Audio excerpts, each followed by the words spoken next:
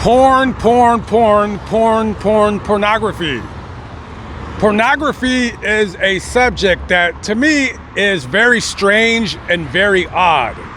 And one of the reasons why it's strange is because, well, first of all, you're having sex with somebody on video and millions of people are gonna watch it. Also, another question about porn that makes me kind of wonder about it is, how much money does it make? And how many guys watch it, and girls? Now, according to online statistics, men are 4 times more likely to watch porn than women. And you can read 12 different studies on the subject of pornography. There is no real value that you can put on terms of the percentage of men that watch porn. I personally would say it's probably over 50%, bare minimum. More like probably 80%. Also, how much money does it generate? $9 billion? $90 billion? Who the hell knows? And exactly what goes in with pornography? Are we talking about only porn videos? Are we talking about lingerie shoots? Are we talking about strip clubs? I mean, sex sells. Sex sells. So today, we're gonna talk about the brief history and tragic ending of one of these women that were very well known in the porn industry, and that is Savannah. Savannah was born Shannon Michelle Wilsey on October 9th, 1970, down, not very far from here. She was born down in Laguna Beach. Now, to say that this girl had a very troubled upbringing, well, you don't need to look any further than her mother, Pam. I mean, for God's sakes, she basically gave her daughter to a rock star to do with whatever he wanted. Now, there was already a problem between Pam and Savannah's father, who basically claimed that when Pam was pregnant with her, that it wasn't really his kid. So eventually, I guess she convinced him that, no, this really is your kid. And they were only together for but a few years before he would leave her and Pam when Savannah was only 3 years old. Now, later continuing on with her teen years, seems like she kind of lived a rambunctious lifestyle where she was kind of pretty much allowed to do whatever she wanted to do. And as she got older, she started getting more attention from guys. The wrong attention, the attention that when you have a daughter, you don't want her to receive. Now, sometime in 1986, Pam and her daughter, they're at this diner in Texas. Of all the diners, of all the restaurants in the entire country, Greg Allman from the Allman Brothers Band comes waltzing into the place. He sits down, and as Pam and her kid are eating, Pam tells her, hey, that's Greg Allman. And she tells her, hey, he's checking you out. Now, a normal mother would probably say, like, okay, my daughter's 15, but, this woman's a weirdo. So she basically tells her kid, hey, why don't you go over there and introduce yourself to him? So Shannon, soon to be Savannah, she goes to Greg Allman's table, they start talking, and next thing you know, at 15 years of age, she's dating a rock star. Now, you would think like a man who's 38, 39 years old, practically 25 some odd years older than she, taking her on tour with him across the country, you would think that like that would be a no-no because you're transporting a minor across state lines. Well, no, so basically Pam goes with her daughter. So that would quickly begin a 2-year odyssey of basically sex, drugs, and rock and roll. It is said that Greg Allman is the one that actually got Shannon, aka Savannah, hooked on heroin. He would also later get her pregnant. So Pam leaves the road and Savannah would suffer a miscarriage. And after that, that was close. So Greg Allman tells this chick to buzz off. So he dumps her off the side of the road. And now, 17 years old, Savannah heads back to Southern California, and she goes to stay with her father for a while. Now, she'd rather have stayed with her great-grandparents, but because she had stayed with them when she was younger, but by the time she had got back, they were both dead. And at this time now, her dad turns into like some kind of, like a born-again Christian, so he's like preaching the word of God. And, Savannah went to a couple church meeting groups, events, whatever you want to call it. And as she's about to turn 18, you got to start working. She doesn't know what she's going to do. So she gets a job at a clothing store. And later, she gets an agent, and, she wants to make a couple of dollars. She wants to model. She wants to be an actress. She wants to be famous. As a little kid, she's always wanted that. She's always wanted people to look at her, to love her. The prototypical pretty girl that never seems to get enough attention. So when she turns 18, Savannah, she starts doing some modeling work. Now, originally, that started off as lingerie modeling. And then after lingerie modeling, she got a job dancing at a strip club. And after that, she started doing photo shoots that would turn into video shoots. She would do soft-core bondage videos, fetish videos, things of that nature. So her agent tells her one day, hey, there's a lot of money in pornography. And she's not quite sure that she wants to get into that. Basically, she kind of dips her toe into that. So technically, technically her first adult movie was an all lesbian movie that was shot for, I think it was for VCA. It was called No Boys Allowed. Clever title, huh? So that would be her first entry into the pornographic world. Originally, her name, when she started doing softcore bondage movies and porn, was Silver Cane.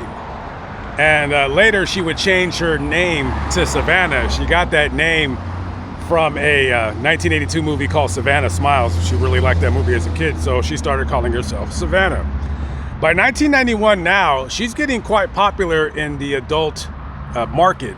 She signs a contract with VidVid, who many can argue is probably the biggest pornographic movie distributor during the 90s. And next thing you know, she is hot to trot. And that's what a lot of these women that do porn, they don't realize, like, you're a fresh new face. So they're gonna basically use you up, chew you up, and spit you out. And that's basically what they did to this girl. And as she's getting more and more popular, she's making a lot of money, and she's dating quite a bit of famous people, rock and roll stars. Savannah loved dating rock and roll stars. She loved having sex with famous rock and roll musicians. I mean, she went out with Slash. She supposedly didn't do anything, but she danced around, if you will, with the lead singer of Motley Crue, Vince Neil. I mean, at the time of her death, she was dating Pauly Shore, not really a rock and roll guy, but still a famous guy nonetheless. She was just busy doing big things. So as Savannah has signed that contract with VidVid Entertainment, she's getting extremely popular. She's doing appearances. She's making excellent money. She's making tens of thousands of dollars a month. Hell, if a strip club in Cleveland wants to have her perform for the weekend, she's gonna make at least $5,000 just showing up for an hour or two Friday and Saturday night. She's doing that. She's going to porn conventions. She's getting paid for many appearances. She's rolling in the money, but she has never experienced that kind of, don't want to use the word wealth, but she's never experienced that kind of money before. And just as fast as she makes it, she spends it. Savannah was very generous. When she would go out with her friends to like a bar or a club, she's paying everything. She's covering the tab. If a friend needs $500, she's there. And as she's getting more and more popular, she's doing more and more drugs, in particular cocaine. And she's doing cocaine. She all of a sudden, she's not showing up to work in her best mood, if you will. She starts getting this kind of diva complex, right? She turns into this, high tout, highfalutin Marilyn Monroe type woman, demanding this, demanding that. Sometimes when she shows up to work, she doesn't want to shoot the scene, if she shows up at all. Sometimes she's going to show up 2 or 3 hours late. Sometimes, she's delaying the shoot of a movie for even days on end. And over the course of the next couple of years, producers and directors of these movies, they're really kind of getting tired of dealing with her. Like, they don't want to deal with her anymore. It's becoming a headache to deal with this person, because you can't rely on her to show up for work, because she may not show up. And if she shows up, she may not want to do anything. So at this time now, towards the end of her life, the summer of 1994, she's not working very much, and she's quickly running out of money. Now, by this time now, the porn industry has kind of looked at her as, I don't want to use the word a pariah, but they look at her now as like, she's has been, she's old, she's 23. They don't want to deal with it. They just don't want to deal with her. They're already looking at new faces to replace hers. So the last 3 months of her life would be just kind of kept partying, doing drugs, wasting her money, her going broke, and everything would kind of accumulate to this end right here. So on July 10th of 1994, Savannah and her friend Jason Swing, they go out for a night out of town, drinking at a couple bars, maybe go to a club or whatever. So it's closing time, 2 a.m. here. That's when the bars close down in Los Angeles. So she comes off of Ventura Boulevard right there, hangs a left, comes up to this street right here, hangs a right. Now, as they were driving back to her house, Jason knew that she had been drinking too much and she shouldn't have been driving. Now, I don't know why he didn't drive. Maybe she didn't want to let him drive, or maybe he tried and she just was like, no, I'm fine. And he kept telling her as they were driving to slow down. She had this white Corvette that she really, really loved, a fast car, and she's driving way, way too fast. One of these gates right here, she accidentally hits. She smashes. She would have veered off of a tree and smashes right into this fence. Basically totals the car. It's now useless. Even though the car is totaled, she is very, very close to her house. So they make it into her garage.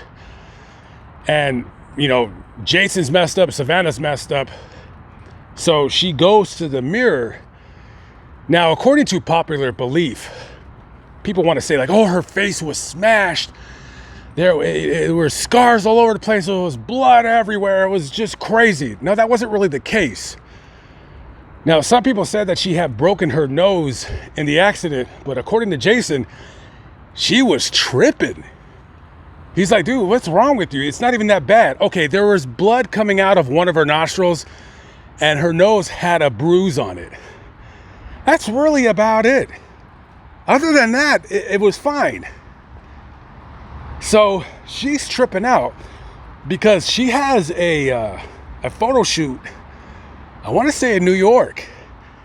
And then now she's thinking to herself, she ain't going to be able to do it because her face is ruined, according to her.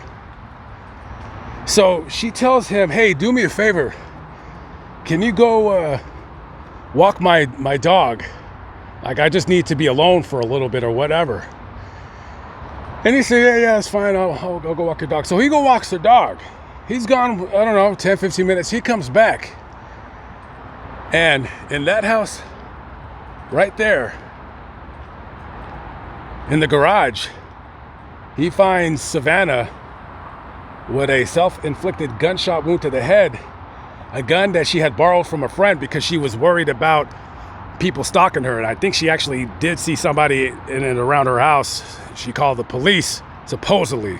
I don't think the police have any, I don't think they have any records of her calling them. I'm not sure.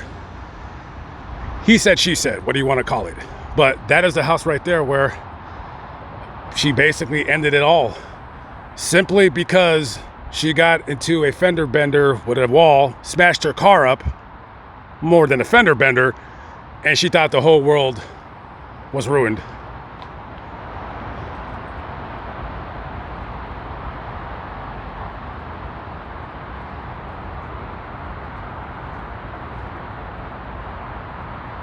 After paramedics arrived at Savannah's house, they took her here to St. Joseph's Providence Hospital, and this is where she would later be pronounced dead, surrounded by her father, and I believe also Pauly Shore was there at the time of her death.